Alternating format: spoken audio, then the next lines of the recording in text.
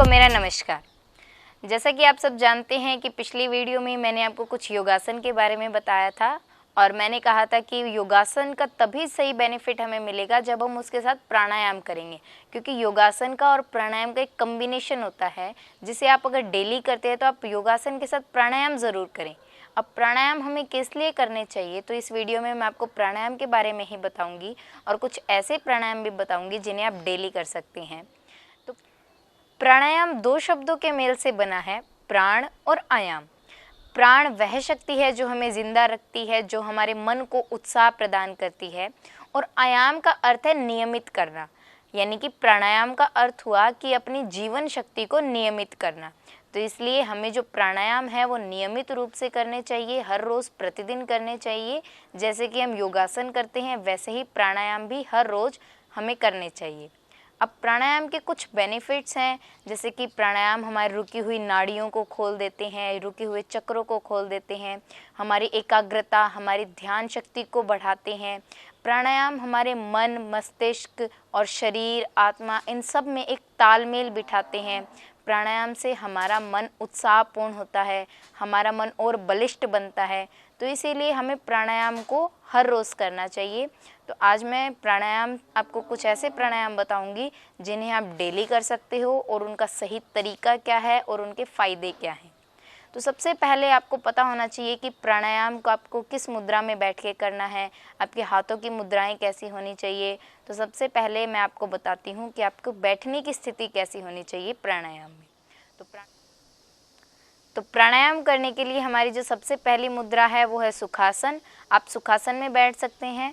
सुखासन क्या है, जो हम नॉर्मल प्लाथी मार के बैठते हैं तो उसे हम बोलते हैं सुखासन। आप वैसे भी बैठ सकते हो प्राणायाम करने के लिए, या फिर आप पद्मासन लगा सकते हो। पद्मासन कैसे लगाना है, अगर आपको पद्मासन लगाना नहीं आता है तो डिस्क्रिप्शन में लिंक गिवन है वीडियो का, तो आप वहाँ से देख सकते हो। पद्मासन में क्या होता है, आपकी बैक बिल्कुल स्ट्रेट हो जाती है। तो आपको, अगर आप पद्मासन होल्ड करके रख सकते हो तो आप पद्मासन लगा सकते हो, अन्यथा आप सिद्धासन में भी बैठ सकते हो। सिद्धासन कैसे लगाना है, आपको सिर्फ एक लेग को अपनी दूसरी लेग की थाई के ऊपर रखना है।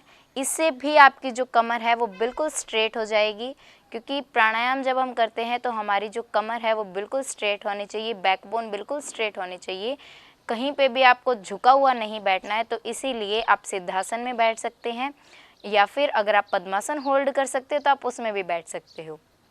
उसके बाद बात आती है हाथों की मुद्रा की।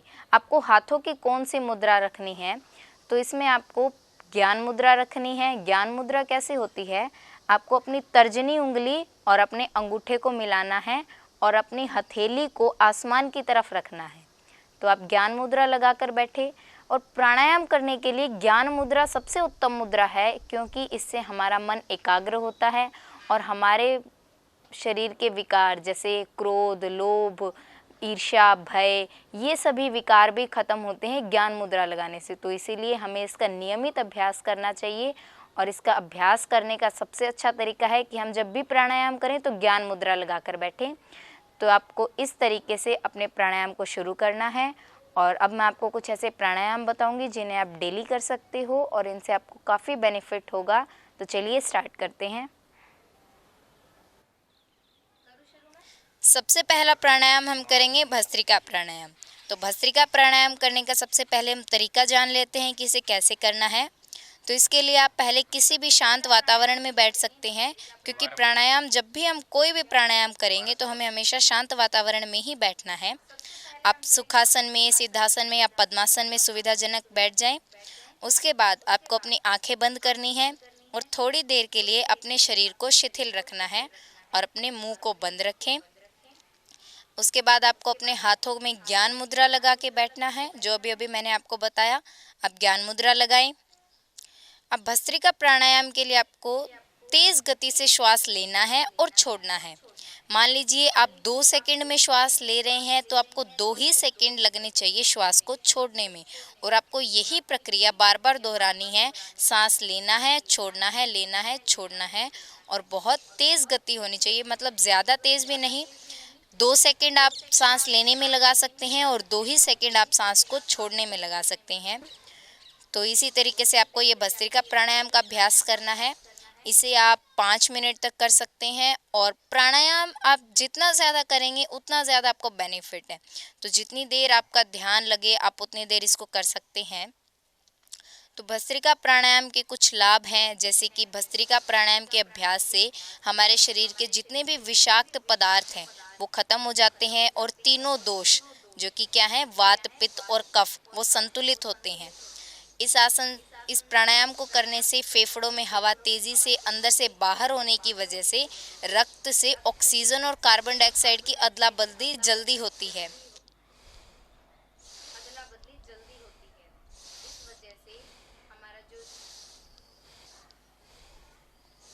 इस वजह से शरीर में गर्मी उत्पन्न होती है और हमारे शरीर के जितने भी विषाक्त पदार्थ हैं वो शरीर से बाहर निकल जाते हैं। अब जब हम तेज़ गति से श्वास लेते हैं और छोड़ते हैं तो इससे जो हमारा डायफ्राम है वो तेज़ गति से एक लयबद्ध तरीके से काम करता है और जो भी हमारे इंटरनल ऑर्गन्स हैं उनकी हल्की मालिश हो जाती है और वो सभी उत्तेजित होते हैं और हमारा जो पाचन तंत्र है वो भी अच्छे से काम करने लग जाता है। भस्त्रिका प्राणायाम से फेफड़ों में कार्बन डाइऑक्साइड के स्तर को हम कम किया जा सकता है और ये अस्थमा जैसे अन्य जो फेफड़ों के विकार हैं उनके लिए भी एक उत्कृष्ट अभ्यास है। यह गले में सूजन और कफ के संचय को कम करता है। तो इसीलिए आपको भस्त्रिका प्राणायाम का अभ्यास हर रोज़ करना चाहिए, लेकिन इसके लिए कुछ सावधानियां भी बरतने की ज़रूरत है, जैसे कि जो हाई बीपी या फिर जो हृदय रोग से संबंधित किसी बीमारी से पीड़ित हैं तो वो भस्त्रिका प्राणायाम ना करें। अगर आपकी नाक रुकी हुई है, क्योंकि कई बार जब जुकाम होता है तो हमारी नाक बंद हो जाती है, तब भी हमें ये प्राणायाम नहीं करना चाहिए। और किसी को अगर तीव्र अस्थमा या फिर बुखार है तो वो भी भस्त्रिका प्राणायाम ना करें। यदि आपने हाल ही में कोई भी ऑपरेशन करवाया है तो भी आप भस्त्रिका प्राणायाम अवॉइड कर सकते हैं। और ये जो प्राणायाम है आपको खाली पेट ही करना है, आपको कुछ खाया नहीं होना चाहिए पहले, अन्यथा इससे आपको दिक्कत हो सकती है। तो आप जो भी प्राणायाम करें तो आप खाली पेट ही प्राणायाम करें।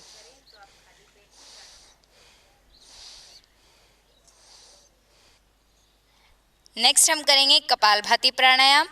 कपालभाति प्राणायाम के लिए आपको सिद्धासन में बैठना है और अपनी रीढ़ की हड्डी को बिल्कुल सीधा करके बैठना है। अपनी आंखें बंद कीजिए और अपने हाथों की आपको ज्ञान मुद्रा लगा लेनी है। अब आपको कपालभाति प्राणायाम शुरू करना है। तो कपालभाति प्राणायाम के लिए आपको पहले श्वास को अंदर लेना है, एक लंबी गहरी श्वास लेनी है और फिर आपको एक झटके के साथ अपनी श्वास को बाहर छोड़ना है। जैसे ही आप झटके के साथ अपनी श्वास को बाहर छोड़ोगे तो आपका पेट अपने आप ही अंदर वाली तरफ जाएगा। आपको अपनी श्वास को बाहर छोड़ना है और पेट जो है आपका अंदर वाली तरफ पिचकेगा। और इस प्राणायाम में आपको श्वास लेने पे ध्यान नहीं रखना, आपको सिर्फ ध्यान रखना है श्वास को बाहर छोड़ने पे। आपको कंटिन्यूअसली अपनी श्वास को बाहर छोड़ना है। तो उससे क्या होगा, आप जैसे ही कंटिन्यूअसली अपनी श्वास को बाहर छोड़ेंगे तो आपका जो पेट है वो कंटिन्यूअसली अंदर की तरफ जाएगा। और कोशिश ये रखनी है आपको कि आपका जो पेट है वो आपकी रीढ़ की हड्डी को छुए, यानी आपको इस कोशिश के साथ इस प्राणायाम को करना है कि आपका जो पेट है वो किसको, रीढ़ की हड्डी को आपको स्पर्श करना चाहिए। और इस प्राणायाम में आपको अपनी एक गति मेंटेन करनी है। आपको ऐसा नहीं करना है कि आप एक बार तो बहुत जल्दी जल्दी कर रहे हो फिर आप बिल्कुल धीरे करने लग जाते हो। आपको एक नॉर्मल गति से इसको करना है, श्वास को लगातार आपको बाहर छोड़ना है एक नॉर्मल गति के साथ। इस प्राणायाम को करने की जो सही टाइमिंग है वो है 1 सेकंड, कि आप 1 सेकंड में आप अपने श्वास को छोड़े, हर एक सेकंड के गैप के ऊपर 1 सेकंड में आपने श्वास छोड़ा, फिर अगले सेकंड में आपने श्वास छोड़ा। तो ये जो गति है ये इसकी सबसे बेस्ट गति है, जिससे आपको थकान भी महसूस नहीं होगी। और अगर आपको कुछ देर बाद फिर भी थकान महसूस होने लगे तो आप आराम से बैठ जाएं और एक लंबा गहरा श्वास लें और फिर से आप अपने इसको शुरू कर सकते हैं। तो ऐसे कर सकते हैं हम कपालभाति प्राणायाम। कपालभाति प्राणायाम के बहुत से फ़ायदे हैं, जैसे कि ये हमारे वज़न कम करने में मदद करता है, हमारी नाड़ियों को शुद्ध करता है और पेट की मांसपेशियों को सक्रिय करता है। और डायबिटीज़ के जो भी मरीज़ हैं उनके लिए भी ये अत्यंत लाभदायक है। ये हमारे चेहरे पर चमक को बढ़ाता है, हमारी पाचन क्रिया को अच्छा करता है और पोषक तत्वों का शरीर में संचरण करता है। और पेट की चर्बी को फलस्वरूप अपने आप ही कम हो जाएगी, क्योंकि जैसे जैसे आप अपने पेट को अंदर की तरफ पिचकाएंगे तो इससे आपकी जो पेट की चर्बी है वो भी अपने आप ही कम हो जाएगी।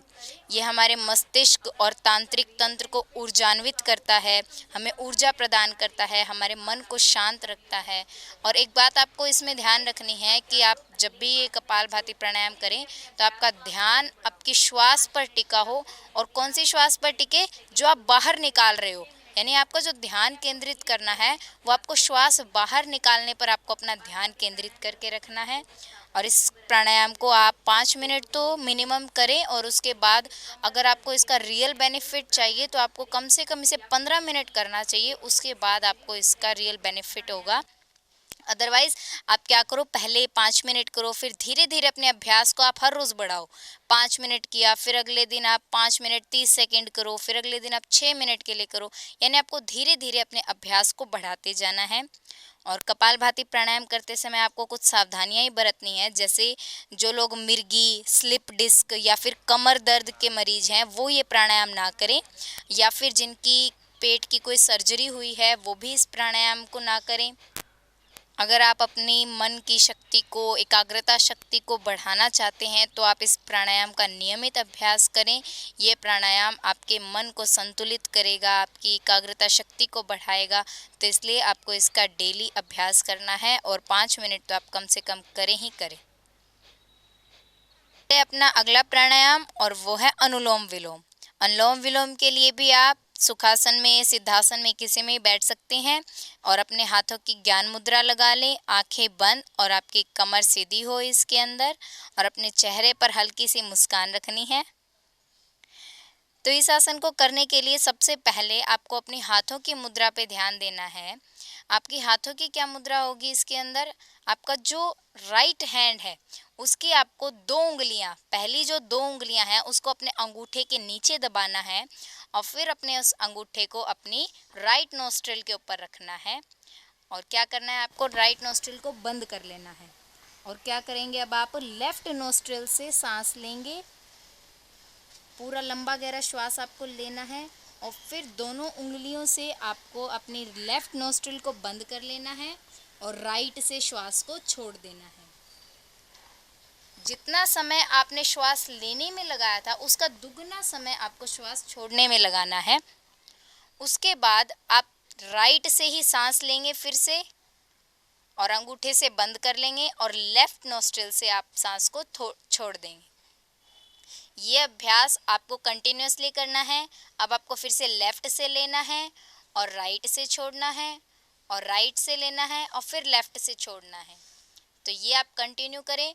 और इसमें एक बात का ध्यान रहे कि जो आपका लेफ्ट हैंड है उसके अंदर आपको ज्ञान मुद्रा ही लगा के रखनी है। इस अभ्यास के अंदर आपको अपनी श्वास पे ध्यान रखना है, अपना पूरा ध्यान आपको जो हो वो आपकी श्वास पे केंद्रित होना चाहिए। इस प्राणायाम को आप कम से कम 5 मिनट करें, या फिर अगर आप ज़्यादा इसका अभ्यास कर रहे हैं तो आप धीरे धीरे अपने इस अभ्यास को बढ़ा सकते हैं, और आप 15 मिनट, 20 मिनट, जितनी देर भी आप कर सकें आप कर सकते हैं। अनुलोम विलोम प्राणायाम से हमारे मन को आराम मिलता है और इसे ध्यानस्थ स्थिति में प्रवेश करने के लिए तैयार करता है, यानी कि हम अपने ध्यान लगा सकते हैं श्वास के ऊपर, तो हम ध्यानस्थ स्थिति में प्रवेश कर जाएंगे। हर दिन बस कुछ ही मिनट के लिए यह अभ्यास मन को स्थिर, खुश और शांत रखने में भी मदद करता है। यह संचित तनाव और थकान को दूर करने में भी मदद करता है। मन को शांत केंद्रित करने के लिए ये बहुत ही अच्छी क्रिया है, इसलिए हमें ये प्रतिदिन करनी चाहिए। और भूतकाल के लिए पछतावा करना, भविष्य के लिए चिंतित होना, ये हमारे मन की एक प्रवृत्ति है। तो अगर आपकी भी ऐसी ही प्रवृत्ति है तो मन को वर्तमान क्षण में वापस लाने के लिए आप ये प्राणायाम ज़रूर करें। ये हमारी श्वसन प्रणाली व रक्त प्रवाह तंत्र से संबंधित जितनी भी समस्याएं हैं उन्हें भी दूर करता है। मस्तिष्क को बाएं और दाएं गोलार्ध, यानी कि हमारे जो माइंड की लेफ्ट और राइट साइड है, उनको भी ये एक समान करने में मदद करता है। यह हमारी नाड़ियों की शुद्धि करता है और उनको स्थिर करता है, जिससे हमारे शरीर में प्राण ऊर्जा का प्रवाह होता है। यह हमारे शरीर के तापमान को बनाए रखता है। तो इसके बहुत सारे फायदे हैं, इसलिए आप ये प्राणायाम तो हर रोज करें ही करें। इस प्राणायाम में कुछ ध्यान देने योग्य बातें भी हैं, जैसे आपको सांस पर ज़्यादा जोर नहीं देना है और सांस की जो गति है उसको बिल्कुल सरल और सहज रखना है। और इसमें आपको मुंह से सांस नहीं लेना, आपको अपने मुंह को बंद रखना है और सांस लेते समय किसी भी प्रकार की कोई भी ध्वनि नहीं निकालनी।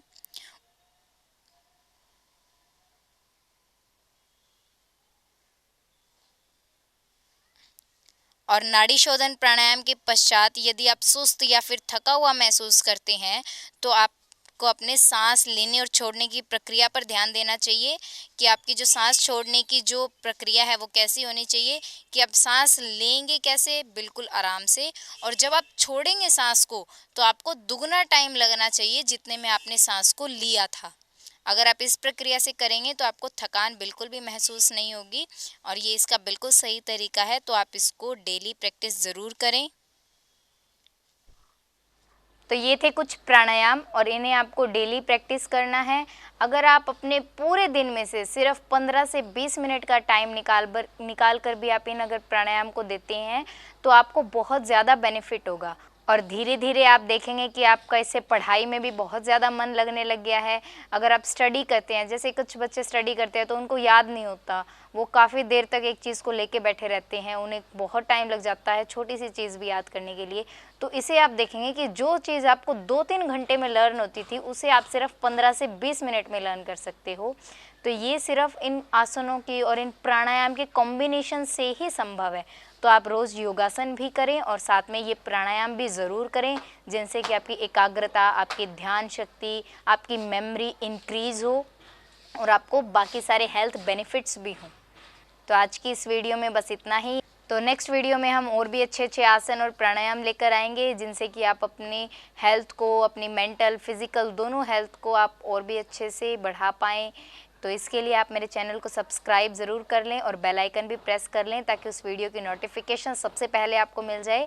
और आप मेरे इस वीडियो को शेयर ज़रूर करें ताकि और भी लोगों को इसका बेनिफिट मिल सके।